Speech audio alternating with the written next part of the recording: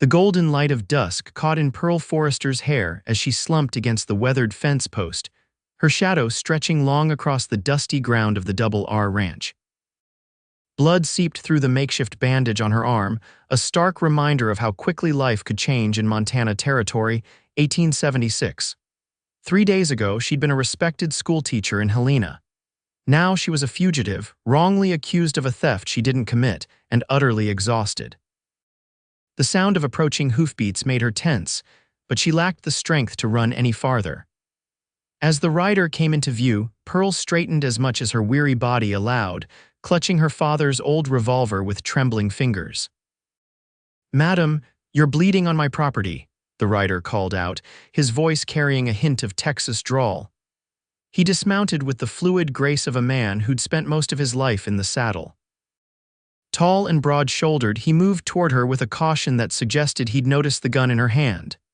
"Stay back," Pearl warned, though her voice betrayed her exhaustion. The man halted, raising his hands slightly. The fading sunlight caught on his tanned face, highlighting sharp cheekbones and eyes the color of a summer storm.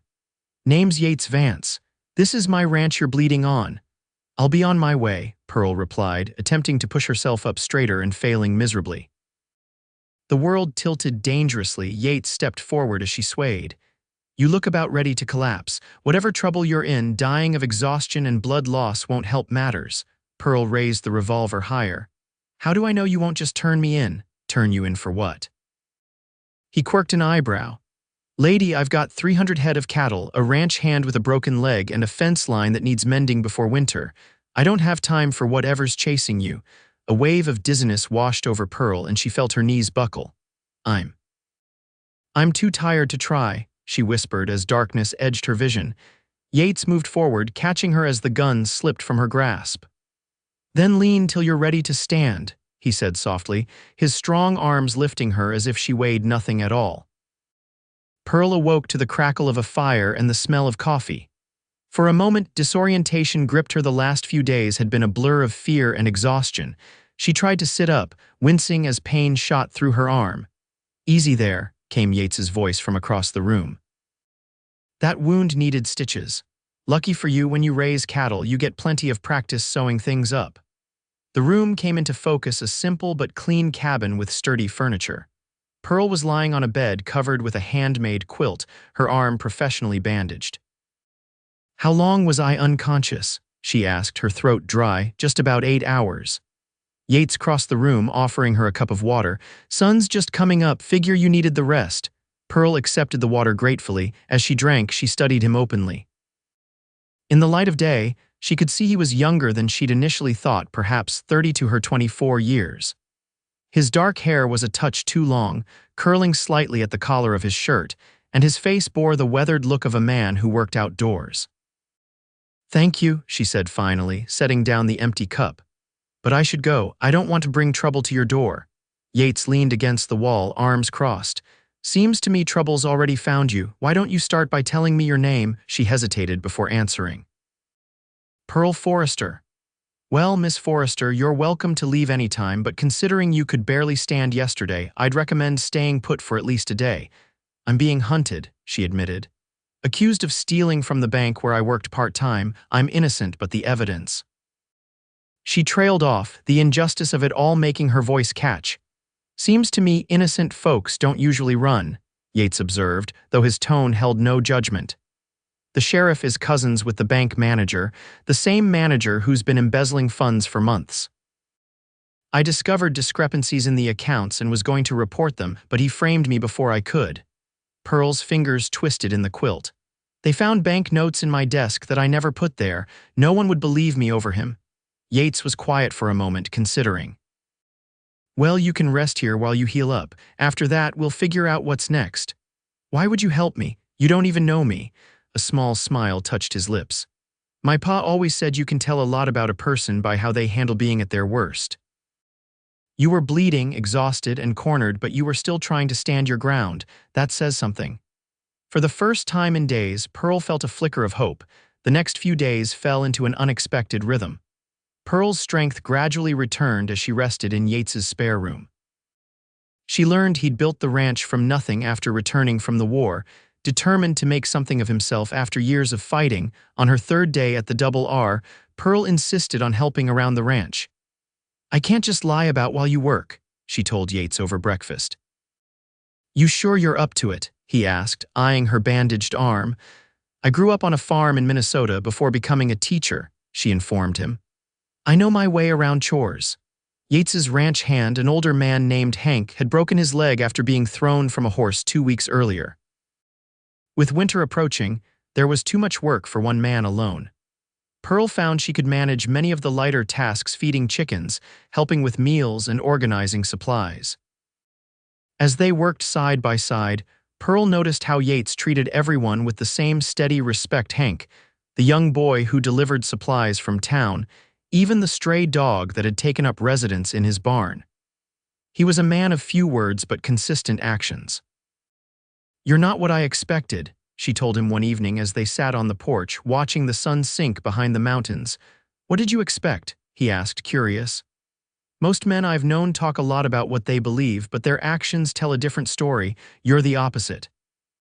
Yates chuckled softly. "Words are cheap out here, it's what a person does that matters." A comfortable silence settled between them before Pearl spoke again. "I can't hide here forever." "No," he agreed, "but running without a plan won't help either."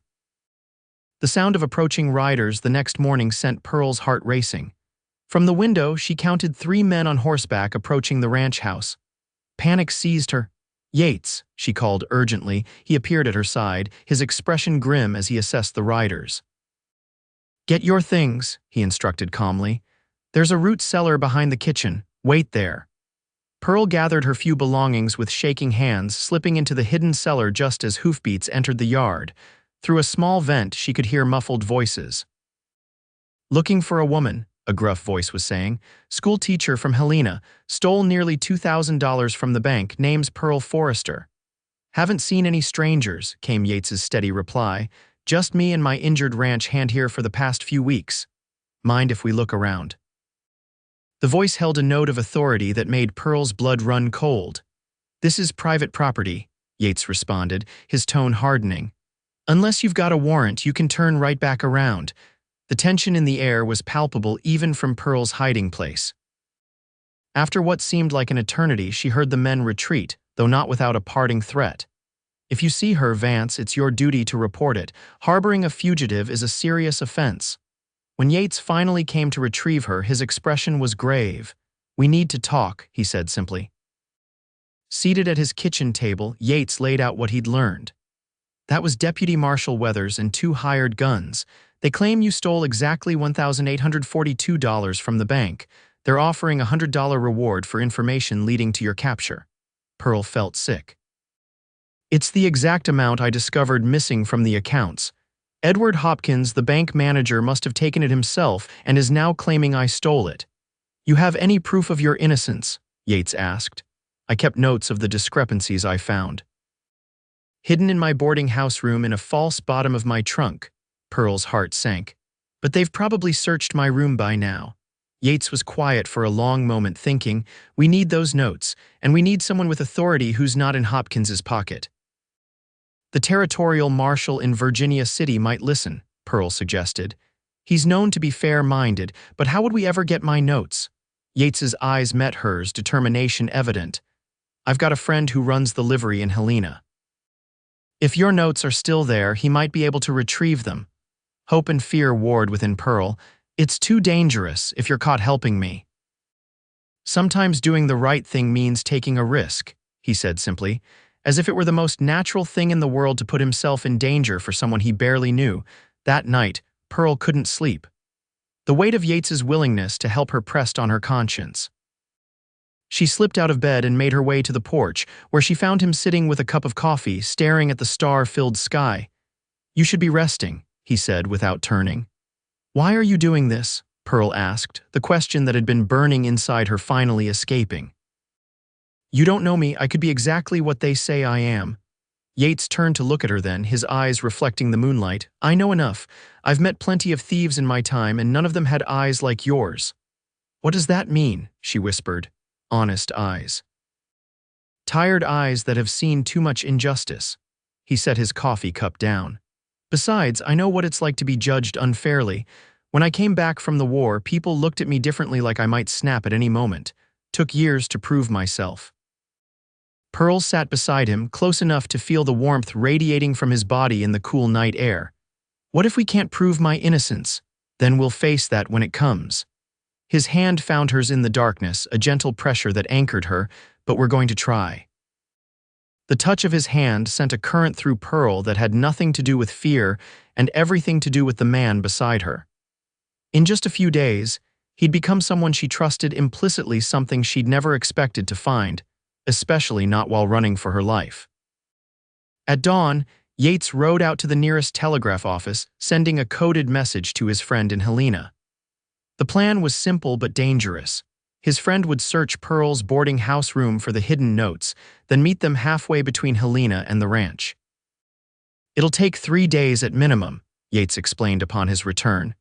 "In the meantime, we need to make sure you're not found." They decided Pearl would stay in a rarely used line cabin near the property's northern border. It was small but defensible, and few people knew of its existence.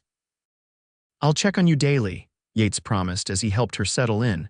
"If there's any trouble, fire a shot into the air, I'll hear it." The isolation of the line cabin gave Pearl time to think about the life she'd built as a teacher, now in ruins. About the unfairness of a system that allowed powerful men like Edward Hopkins to crush those who stood in their way. And increasingly about Yates, his quiet strength, his unwavering morality, and the way his rare smile transformed his entire face. On the second evening, as a storm gathered on the horizon, Yates arrived with supplies and news. "My friend sent word that he found your room undisturbed. Seems they didn't think to search it thoroughly." Relief flooded through him. "He's retrieved what you described and is heading to meet us tomorrow at Cottonwood Creek." Pearl's knees nearly buckled with relief. "They didn't find them," she breathed. "Not yet," Yates cautioned. "But we still need to move quickly if Hopkins realizes what you had hidden." The sudden crack of lightning outside made them both jump. Rain began to pour down in sheets, drumming against the cabin roof. "Looks like I'll be staying put for a while," Yates observed, glancing out at the worsening storm. "That creek will be impassable until morning." The realization that they would be spending the night together in the small cabin created a charge in the air that had nothing to do with the lightning outside. Pearl busied herself making coffee, trying to ignore the fluttering in her stomach. "I've been thinking," Yates said as they sat before the fire later, the storm howling around them. "Once we have your notes, we should head straight for Virginia City. The territorial marshal is a fair man. If he believes your evidence, he could issue orders to bring Hopkins in for questioning." "And if he doesn't believe me?" Pearl asked softly. Yates met her gaze steadily. "Then we keep fighting. I won't let you face this alone, Pearl." The way he said her name like it was something precious made her breath catch. In the flickering firelight, she could see the sincerity in his eyes, the determination in the set of his jaw. "Why?" she whispered. "Why risk everything for me?" For a long moment, Yates was silent, as if weighing his words carefully. "Because from the moment I found you leaning against that fence post, something inside me knew you were worth fighting for." The confession hung in the air between them, honest and unadorned. Pearl felt tears spring to her eyes, not from fear or exhaustion, but from the overwhelming realization that in this man, she'd found something rare and true. "Yates," she began, but words failed her.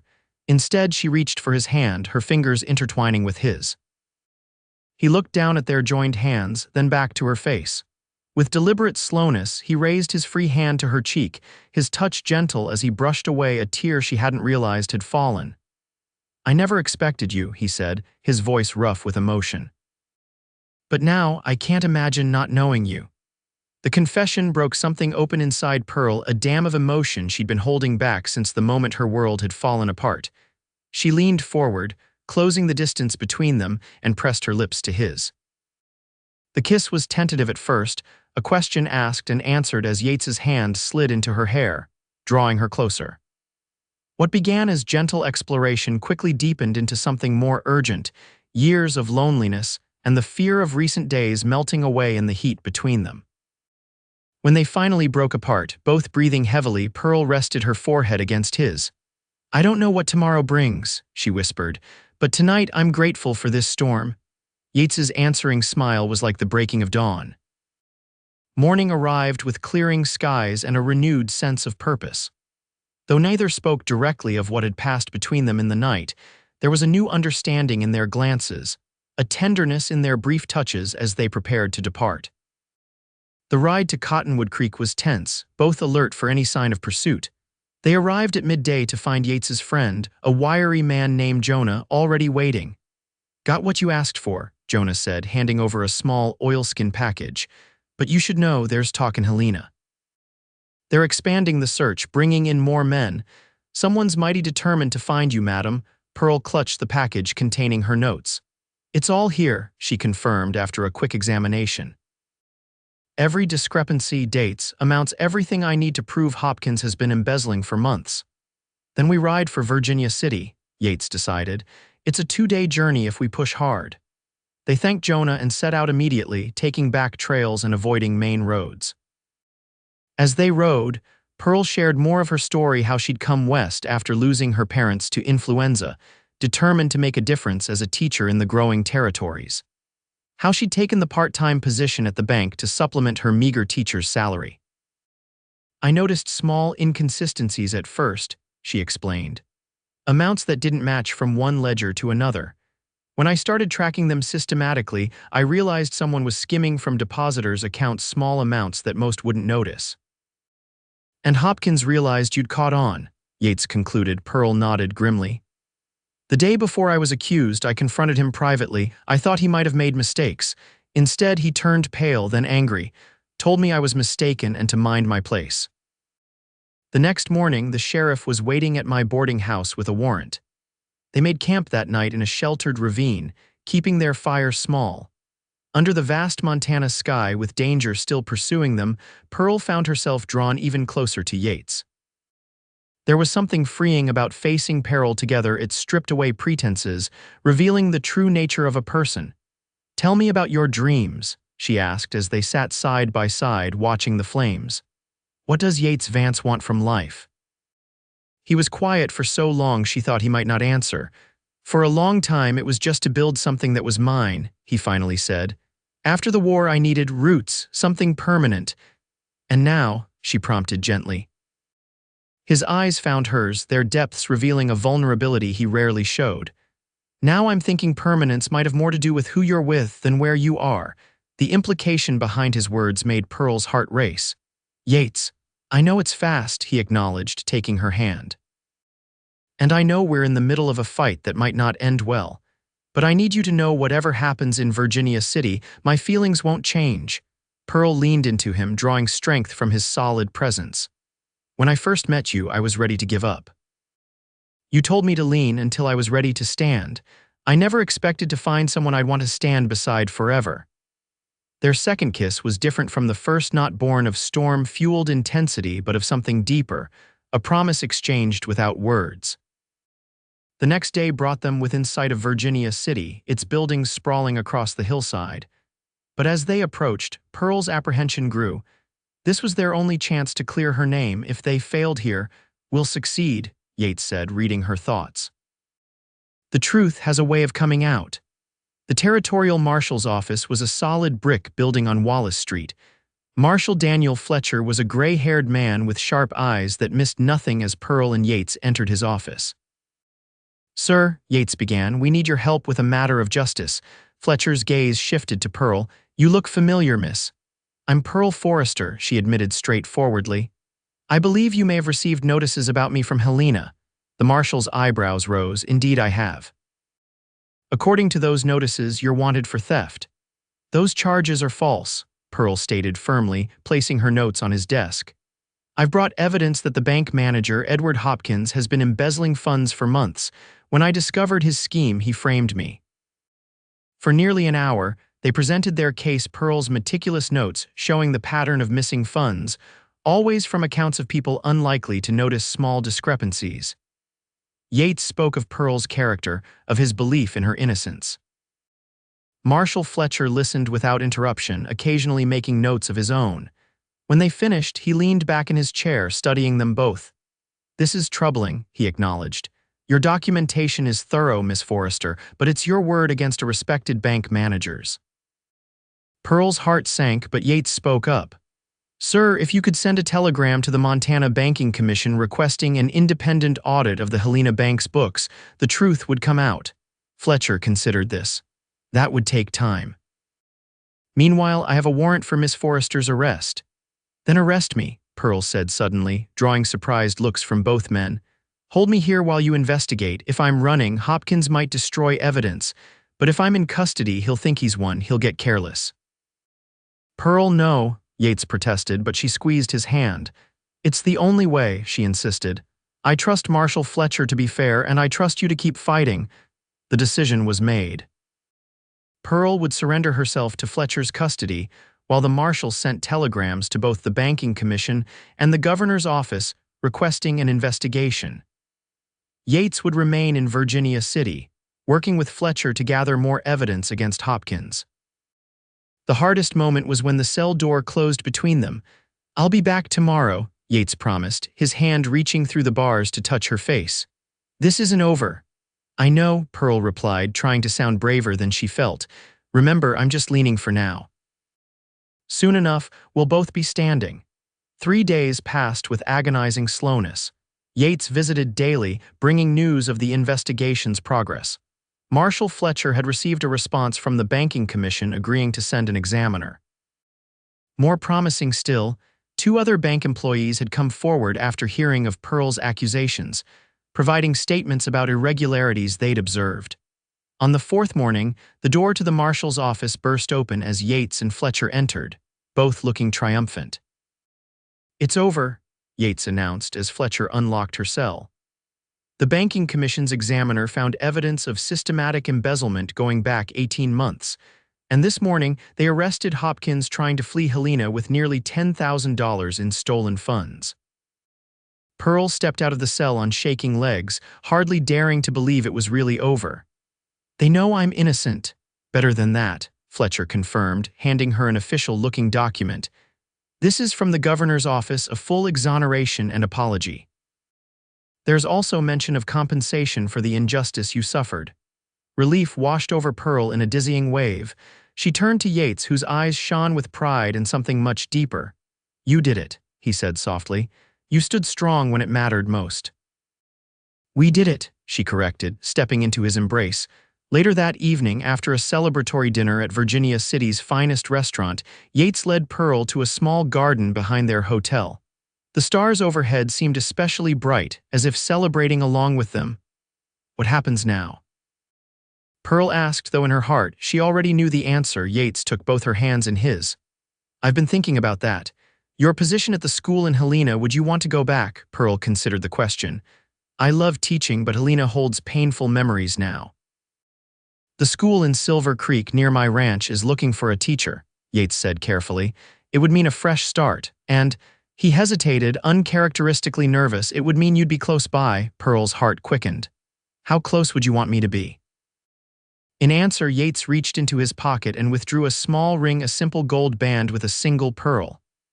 As close as you're willing, he said softly. Pearl Forrester, I know we've only known each other a short time, but I've seen your courage, your integrity, your heart. I love you. Will you marry me? Tears blurred Pearl's vision as joy surged through her. Yes, she whispered. 1,000 times yes. His kiss was like coming home, the home she'd been searching for all her life. 6 months later, on a perfect spring day, Pearl and Yates exchanged vows beneath the old oak tree at the Double R Ranch. The same fence post where they'd first met now held lanterns that would light their wedding celebration into the night. Friends from near and far gathered to witness their union. Hank, now healed and walking with just a slight limp. Jonah from Helena, Marshal Fletcher, and Pearl's students from her new position at the Silver Creek School. As the sun began to set, casting golden light across the land they now shared, Yates led Pearl to a quiet spot away from their guests. Happy? He asked, his arms encircling her waist. Pearl leaned her head against his chest, listening to the steady beat of his heart. More than I ever dreamed possible. You know, he mused, when I found you that day, you said you were too tired to try, and you told me to lean until I was ready to stand, she finished, smiling up at him. I never expected that leaning on you would lead to standing together. Yates brushed a kiss against her forehead. That's the thing about finding the right person to lean on, he said softly. Eventually, you both stand stronger than you ever could alone. As twilight deepened around them, Pearl knew with absolute certainty that whatever challenges the future might hold, they would face them together, sometimes leaning, sometimes standing, but always, always side by side.